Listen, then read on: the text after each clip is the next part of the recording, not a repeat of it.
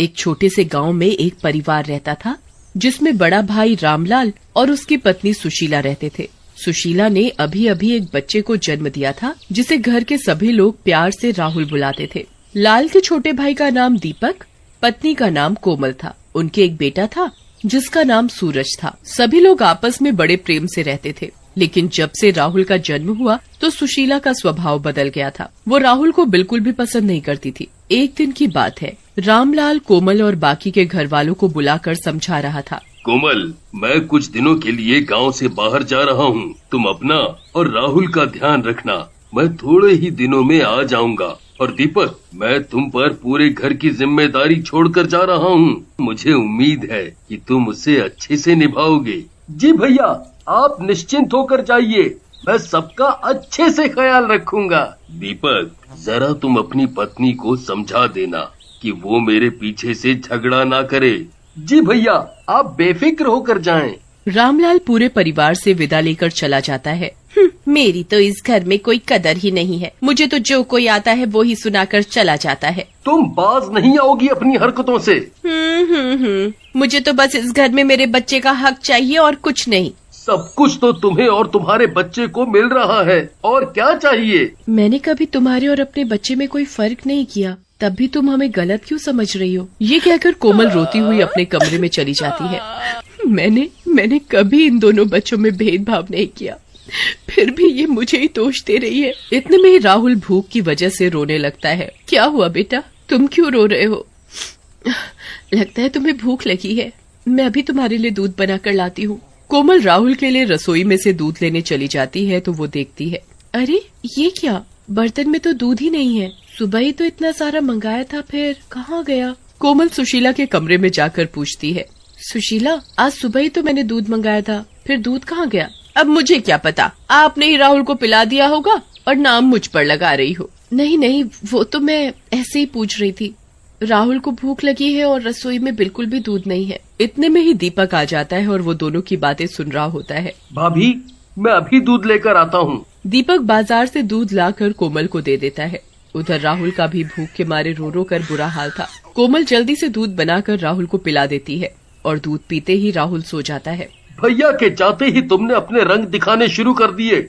जब भैया आएंगे तो मैं उन्हें क्या कहूँगा?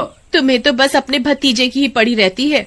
मेरी और मेरे बच्चे की तो तुम्हें परवाह ही नहीं। जाओ अपने भाई और भतीजे के पास। सुशीला अपने बेटे को दीपक के हाथ से छीन कर ले जाती है और मन ही मन बहुत खिलसती है। जब देखो राहुल, मेरे सूरज का तो नाम ही नहीं लेता। जब से ये राहुल हुआ है ना, मेरे बच्चे की तो कोई कदर ही नहीं रही। अगर ये राहुल ना होता तो सारी जायदाद मेरे सूरज को ही मिलती। पर अब मैं इन्हें ऐसा सबक सिखाऊंगी कि जिंदगी भर याद रखेंगे। पर ऐसा क्या करूं कि सांप भी मर जाए और लाठी भी ना टूटे। हाँ, ये ठीक रहेगा। आज रात को ही मैं ये काम करूंगी। आधी रात को जब घर के सभी लोग सो रहे होते हैं तो सुशीला कोमल के कमरे में जाकर देखती है। यही सही मौका है। दीदी गहरी नींद में सो रही है। मैं राहुल को उठाकर यहाँ से ले जाती हूँ और किसी को कुछ पता भी नहीं चलेगा। सुशीला राहुल को उठाकर घर से बाहर दूर एक रेल की पटरी पर ले जाती है। ले मर, अब देखती हूँ तुझे कौन आकर बचाता है। तेरे जीते जी मेरे बेटे को जायदाद नहीं मिलेगी, इसलिए तुझे मरना होगा। सुशीला राहुल को वहीं रेल की पटरी पर छोड़कर चली जाती है। उसे ऐसा करते हुए एक चुड़ैल देख रही होती है। तभी सामने से अचानक रेल को आता देख चुड़ैल उस बच्चे को बचा लेती है।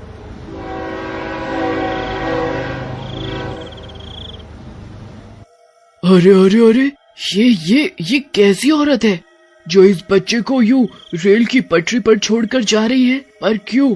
इसका तो पता लगाना पड़ेगा।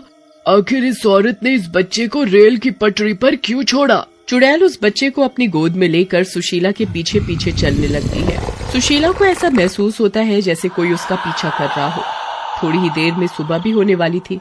इधर सुशीला रास्ते में सोचती आ रही थी, इससे पहले कि कोई मुझे देखे मैं अपने कमरे में जाकर सो जाती हूँ। और अगली सुबह जब कोमल सोकर उठती है, अरे मेरा रोहन कहाँ गया? रात को तो मेरे पास सो रहा था, फिर कहाँ चला गया? मेरा बच्चा कौन ले जा सकता है? कोमल की आवाज सुनकर दीपक और सुशीला भी उसके पास आ जाते हैं। देखो न भैया, मेरे रोहन को पता नहीं कौन उठाकर ले गया। ऐसा कैसे हो सकता है दीदी? रात को तो रोहन आपके पास ही सो रहा था, फिर भला उसे कौन ले जा सकता है। सुशीला मन ही मन बहुत खुश हो रही थी। अब राहुल तुम्हें कभी नहीं मिलेगा, उसे तो मैं रेल की पटरी पर छोड़ाई, अब वो वहाँ से कभी लौट कर नहीं आएगा। अब तक तो राहुल स्वर्ग से धार गया होगा और उसके हिस्से की जायदाद भी मेरे बेटे की होगी। सुशीला रोते हुए कोमल से कहती है, दीदी तुम चिंता मत करो, हम राहुल को जल्दी ही ढूंढ निकालेंगे। हाँ भाभी, तुम चिंता मत करो, मैं रोहन को कैसे भी ढूंढ कर लाऊंगा। सब लोग राहुल के बारे में बात कर रहे होते हैं तो रामलाल भी दूसरे गांव से लौट कर आ जाता है। सब लोग रामलाल की आवाज सुनकर चुप हो जाते हैं। क्या बात है, तुम सब लोग मेरे आते ही चुप क्यों हो गए? तुम सब लोगों का रंग क्यों उड़ा हुआ है और तुम सब लोग इतने परेशान क्यों लग रहे हो? आखिर बात क्या है? कोई मुझे कुछ बताएगा भी? कोमल रोते हुए अपने पति को सारी बात बताती है। मैं थोड़े दिनों के लिए बाहर क्या गया, तुम लोग मेरे बच्चे को ठीक से नहीं रख पाए। हाय मेरा बच्चा इस हाल में होगा, पता नहीं कौन मेरे बच्चे को ले गया। भैया आप चिंता ना करें, मैं अभी पुलिस स्टेशन जाकर रिपोर्ट लिखवा कर आता हूँ। पुलिस राहुल को जल्दी ही ढूंढ निकालेगी। कोमल का रो रो कर बुरा हाल था।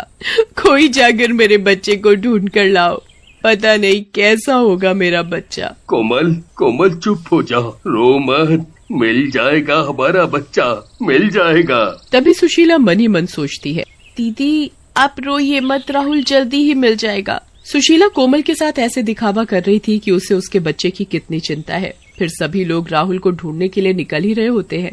तभी दरवाजे पर एक औरत राहुल को अपनी गोद में लिए खड़ी होती है। क्या ये बच्चा आपका है? बच्चे को देखकर, हाँ ये मेरा बच्चा है, मेरा राहुल है। कोमल उस औरत से अपने बच्चे को लेकर उसे चूमने लगती है। रामलाल भी अपने बच्चे को देखकर बड़ा खुश होता है, लेकिन सुशीला राहुल को देखकर जल भुन जाती है। अरे ये बच कैसे गया? इसे तो मैं रेल की पटरी पर छोड़ाई थी, फिर ये जिंदा कैसे बच गया? ये आपको मिला कहाँ से और आप कौन हो? ये मुझे रेल की पटरी पर पड़ा मिला था। हे भगवान, रेल की पटरी पर इसे रेल की पटरी पर किसने छोड़ा होगा?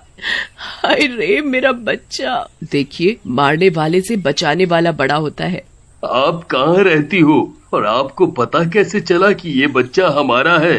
जी अभी तो मेरा कहीं भी कोई ठिकाना नहीं है और मैं ढूंढते ढूंढते आपके घर आ गई। जब तक तुम्हारे रहने का कोई ठिकाना नहीं मिल जाता, तुम हमारे साथ हमारे घर में ही रहो। हाँ। वो सुशीला पर पूरी नजर रखती थी। एक दिन की बात है, सुशीला आज पूरे दिन यही सोचती रही कि वो राहुल से कैसे पीछा छुड़ाए। रात भी हो जाती है। सब लोग खाना खाकर अपने कमरे में सोने के लिए चले जाते हैं तो सुशीला चुपके से उसके कमरे में जाती है। यही मौका है राहुल से पीछा छुड़ाने का। उस दिन तो ये बच गया था, पर आज नहीं बचेगा। ये नहीं सुधरेगी, इसे तो मैं आज ऐसा सबक सिखाऊंगी कि जिंदगी भर याद रखेगी। फिर चुड़ैल घर के सभी लोगों को जाकर सुशीला के बारे में बताती है। मैंने अभी सुशीला दीदी को राहुल को ले जाते हुए देखा है, वो उसे रेल की तरफ ले जाते हुए देखा है। आप सब लोग जल्दी से रेल की पटरी की तरफ चलो। कोमल, रामलाल और दीपक सब लोग रेल की पटरी पर जाते हैं तो वो देखते हैं। सुशीला, ये क्या? तुम मेरे बच्चे को रेल की पटरी पर छोड़ रही हो? तुम ऐसा कैसे कर सकती हो? तुम भी तो एक माँ हो। कोमल सुशीला से राहुल को छीनने की पूरी कोशिश करती है पर वो उसे नहीं देती। मैं इसे नहीं दूंगी। सुशीला कोमल को धक्का देकर राहुल को रेल की पटरी पर छोड़ देती है।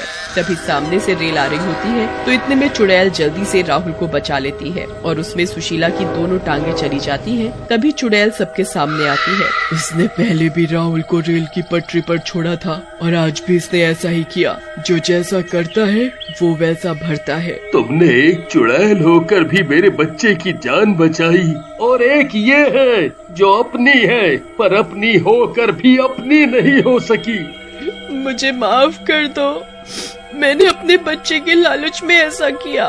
मुझे माफ कर दो, मुझे मेरे किए की सजा मिल गई। अब मेरे जाने का समय आ गया है, मुझे जाना होगा। तभी आसमान से एक बिजली चमकती है और चुड़ैल उसमें गायब हो जाती है। चुड़ैल को एक नेक काम करने से मुक्ति मिल जाती है।